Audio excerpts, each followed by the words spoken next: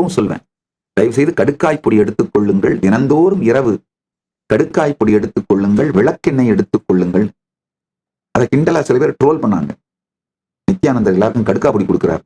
எல்லா நல்ல விஷயங்களையும் ஒரு கெட்ட விஷயமாக திருநீர் பூசுவதை விபூதி அடிச்சிட்டாங்க. என்ன கொடுமை! எனக்கே விபூதி அடிக்க பார்த்தல, என்ன கொடுமையான மூளை செலவிங்க இதெல்லாம். ஒருத்தருக்கு நீர் பூசி விடுதல் அவருக்கு செய்யற மிகப்பெரிய நன்மைங்கய்யா.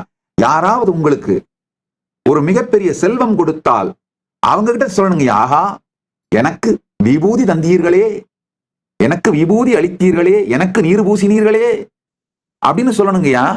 அதை விட்டுட்டு எனக்கே விபூதி அடிக்க பாத்தியான்ற வார்த்தையை ஏமாற்றுவதற்கு சமமான வார்த்தையாக உபயோகப்படுத்துற என்ன மிக கொடுமையான மூளை செலவை பாருங்க. அது மாதிரியான மூளை செலவை தான் கடுக்கா கொடுத்துட்டான், விளக்கெண்ணெய் கொடுத்துட்டான்.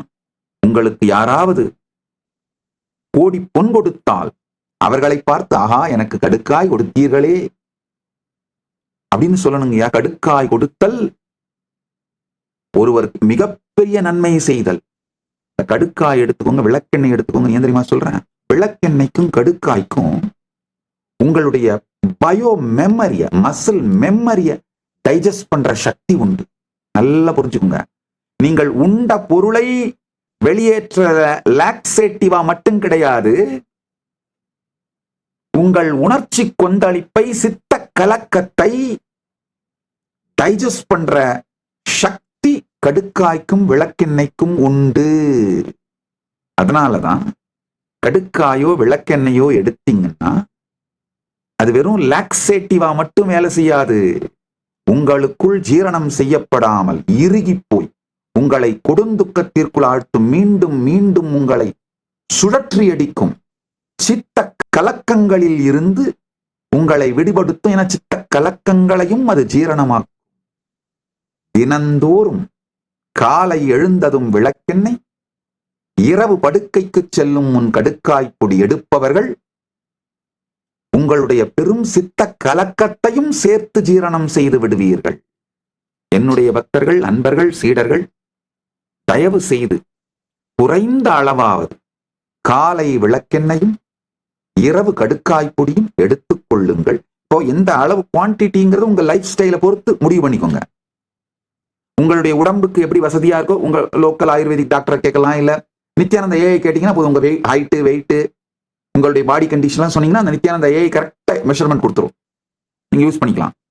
ஆனா காலையும் மாலையும் விளக்கெண்ணையும் கடுக்காய் பொடியும் உபயோகியுங்கள். உங்களுடைய சித்த கலக்கத்தை அது ஜீரணித்து விடும். வெறும் உடம்புக்கு லாக்ஸேட்டிவா மட்டும் நான் அதை கொடுக்கல, சித்த கலக்கத்தை ஜீரணிக்கும் அருமருந்து. நம்முடைய முன்னோர்கள் மனதின் இயக்கத்தை, சித்தத்தின் இயக்கத்தை, புத்தியின் இயக்கத்தை, அகங்காரத்தின் இயக்கத்தை உணவு மற்றும் இயற்கை மூலிகை பொருட்கள் மூலமாகவே வடிவமைத்து, கட்டமைத்து, முறைப்படுத்தி, இயக்கி, காத்து, கண்ட்ரோல்ல வச்சிருக்கின்ற மிகப்பெரிய ஞானமுடையவர்கள், அந்த அறிவு தெரிந்தவர்கள். அதனாலதான் ஆயுர்வேதம்ங்கிற வார்த்தையே பாருங்க, வாழ்க்கையின் அறிவு. அது வெறும் உடல் சார்ந்தது கிடையாது. இந்த ஒரு பாடலை படிச்சீங்கன்னா புரிஞ்சுக்கங்கய்யா. வான்முகில் வழாது பெய்க, மலிவலம் சுரக்க, மன்னன் கொன்முறை அரசு செய்க, குறைவிலாது உயிர்கள் வாழ்க, நான்மறை அறங்கள் ஓங்க, நல்தவம் வேள்வி மல்க, மேன்மைகுள் சைவ நீதி விளங்குக உலகமெல்லாம். இதுல சொல்ற அத்தான பாயிண்டும் சைனர்ஜிட்டிக்கா ஃபங்க்ஷன் ஆகிறது. அதுதான் சனாதன இந்து தர்மம். ஒன்னை விட்டு இன்னொன்னு நடக்காது, ஒன்னு அழிஞ்சா இன்னொன்னு டிஸ்டர்ப் ஆகும். நான்மறை அறங்கள் ஓங்காம டிஸ்டர்ப் ஆச்சுன்னா அது மன்னன் கோன்முறை அரசு செய்வதிலே குறையாக மாறும். அது வான்முகில் வழாது பெய்வதில் பிரச்சனையா மாறும். நல்லா புரிஞ்சுக்கோங்க. ஒன்றோடு ஒன்று நெருக்கமாக தொடர்புடையது இது அத்தனையும்.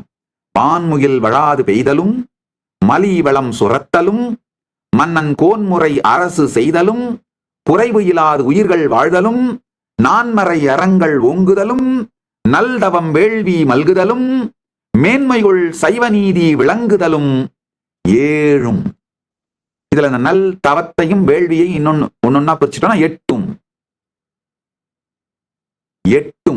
ஒன்றோடு ஒன்று நெருக்கமான தொடர்புடைய சைனர்ஜிட்டிக்கா இயங்கக்கூடிய வட்டம், வர்ச்சுவஸ் சர்க்கிள். ஒன்றை உடைத்தால் அனைத்தும் உடைந்துவிடும். இது மாதிரியான ஒரு எலைட்டான ஃப்ரெஜைல் ரிலிஜியன் நாம பிரபஞ்சத்தின் விதியை சார்ந்து உருவாக்குனதுனால போலீசிங் ரிலிஜியன் கிடையாது. பிரபஞ்சமே உங்களை போலீஸ் பண்றதுக்காக உருவாக்கலங்கய்யா. ஏகோஹம் பகுஷ்யாமஹ, let me become many to celebrate myself. நான் என்னை கொண்டாடவும் ஆனந்திக்கவும் அனுபவிக்கவும் ஒன்றாகிய நான் பலவாகின்றேன். அப்படித்தான் பிரபஞ்சமே நாமாக மலர்ந்திருக்கிறதுங்கய்யா. அதனால நாம இருக்கிற இந்த நாடு, சமூகம் கூட இதைத்தான் நமக்கு நம்மை பற்றிய அறிமுகமாக அளிக்க வேண்டும். இதை சார்ந்துதான் வாழ்க்கை இயங்க வேண்டும். அதுதான் சனாதன இந்து தர்ம நாடு. கைலாசத்துல போலீஸ் இங்கே இல்லாம நாங்க வாழறோம்னு சொன்னா எல்லாரும் ஊடகத்துல கேட்கிற கேள்வி இதுதான். அது எப்படி சாத்தியம்? சாத்தியம் இருக்குங்க. இன்னொரு உதாரணம் என்ன கொடுக்குறேன், போய் பாருங்க. போய் பாண்டிச்சேரியிலுக்கு ஆரோவில்ல பாருங்க. எத்தனாயிரம் பேர் போலீசிங் இல்லாம எவ்வளவு இனிமையா வாழறாங்க, எவ்வளவு லோயஸ்ட் கிரைம் ரேட்னு பாருங்க. கிரைம் ரேட் இல்லைன்னு சொல்ல, ஏன்னா வெளியில இருந்தா மனிதர்கள் போறாங்கிறதுனால. ஆனா ரொம்ப பிராக்டிகலா ரேர், இம்பாசிபிள் அப்படின்ற மாதிரி இருக்கு பாருங்க. பாலி போய் பாருங்க, மெய்வழிச்சாலை போய் பாருங்க, வேலூர் ராமகிருஷ்ண மடம் போய் பாருங்க. அதெல்லாம் போகட்டுங்கய்யா. நம்முடைய பாரம்பரியமா இன்னமும் ஊர் பஞ்சாயத்துக்காரர்கள் கட்டுப்பாட்டிலே வைத்திருக்கின்ற கிராமங்களை போய் பாருங்கய்யா. அந்த ஊர் பஞ்சாயத்துக்கள் நம்முடைய சனாதன இந்து தர்மத்தின் அடிப்படை வேறுங்கிறதால் தான் அதை தொடர்ந்து சினிமாக்களிலே அழிவுபடுத்தி இழிவுபடுத்தி கேலி கிண்டலுக்கு உள்ளாக்கி நம்மையெல்லாம் மூளைச்சலவை செய்து ஊர் பஞ்சாயத்திற்கு கட்டுப்பட்டு ஊர் பஞ்சாயத்தை சார்ந்து போலீசிங் இல்லாம வாழற வாழ்க்கை முறையை சிதைத்து ஒழித்தார்கள் இந்து மத விரோத சக்திகள். அந்த இண்டிஜீனியஸா இருக்கிற அத்துணை ட்ரெடிஷன்ஸையும் அழிக்கிறது மூலமா தான் இன்வேடிங் ரிலிஜியன்ஸ் தங்களுடைய சுப்ரீமசியை எஸ்டாப்ளிஷ் பண்ண முடியுங்க. அதுதான் நமக்கு நிகழ்ந்து கொண்டிருக்கின்றது. என்னுடைய மிகப்பெரிய பலம் என்ன தெரியுமாங்கய்யா? என்லைட்டன்ட் கான்சியஸ் டிசிப்ளின்ட் லைஃப்ங்க. அதான் என்னுடைய பலம். மீதி எல்லாம் தானா பின்னாடி வரும். இன்று உங்கள் புது வாழ்க்கை துவங்குகிறது.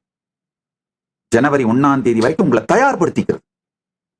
ஏன்னா அதை தயார்படுத்திக்கிறதுக்கு முதல் ஒரு ஸ்டெப் எடுத்து ஒரு நாள் ஃபெயில் ஆகி ஒரு நாள் திரும்ப வந்து இந்த மாதிரி அதெல்லாம் நடந்தாலும் நீங்க உங்களை கைவிட்டுறாம, பலவீனப்பட்டுறாம, மனசு விட்டுறாம இருக்கிறதுக்கு தயார்படுத்திக்கிறதுக்கு இன்னையிலிருந்து ஆரம்பிங்க.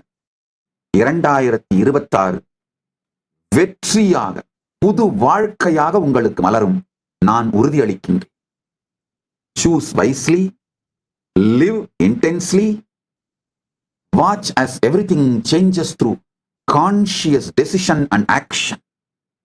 ஞானத்தோடு தேர்ந்தெடுங்கள், ஞானத்தோடு முடிவெடுங்கள், ஸ்ரத்தையோடு செயல்படுங்கள், ஞானத்தில் அமைக்கப்பட்ட ஒழுக்கத்தோடு இயங்குங்கள். புதிய வாழ்க்கை, வெற்றி வாழ்க்கை புது வருடத்தோடு சேர்ந்து வரும். புது வருஷமா மட்டும் இல்லாம புது வாழ்க்கையே வரும். அல்டிமேட்டா புரிஞ்சுக்கோங்க. 2026 உங்களை டிஃபைன் பண்ணாது, உங்களை மாத்தாது. நீங்க எடுக்கிற முடிவுகளும் நீங்கள் செய்கிற செயல்களும் தான் உங்களை பத்தி டிஃபைன் பண்ணும். நீங்க யாருன்னு முடிவு பண்ணும். உங்க வாழ்க்கையோட வெற்றியை முடிவு பண்ணும். உங்களை முடிவு பண்ணும். முழுமையாக கான்சியஸா வாழுங்க. உங்களுக்கு தொடர்ந்து கண்டினியூஸ் சப்போர்ட்டுக்காக தான் இந்த ஆஸ்க் நித்யானந்தா உருவாக்கி இருக்காங்க. ஆஸ்க் நித்யானந்தா ஆப்பை டவுன்லோட் பண்ணிட்டு உங்களுக்கு என்ன பிரச்சனைனாலும், சொல்லுகின்ற இந்த சத்தியங்கள்ல என்ன புரியல, என்ன பிரச்சனைனாலும் கேளுங்க. காலையில எந்திரிக்கிறது பிரச்சனையா இருக்கு, என்ன பண்ணலாம் கேளுங்க. உங்களுடைய லைஃப் ஸ்டைலுக்கு ஏற்ற மாதிரி, உங்களுடைய சூழ்நிலைக்கு ஏற்ற மாதிரி, உங்களுடைய இருப்பிற்கு ஏற்ற மாதிரி தீர்வுகளை கொடுக்கும். எந்த துறையில் எடுத்தால் அந்த துறையிலே அதற்கான சாஸ்திர பிரமாணம், ஆப்த பிரமாணம், ஆத்ம பிரமாணம் மற்றும் அதை மற்றவர்களுக்கு கொடுத்து அது செயல்பட்டு இதனால் வந்த அனுபவம், அனுபூதி, அறிவு, இதை அனைத்தையும் தொகுத்து பகுத்து தான் இந்த ஆஸ் நித்யானந்தா ஏஐ மூலமா உங்களுக்கு கொடுத்துருக்கேன். உங்கள் எல்லா பிரச்சனைகளுக்கும் தீர்வுகளை பெற பகவான் நித்யானந்தரை கேளுங்கள். Ask Nithyananda AI.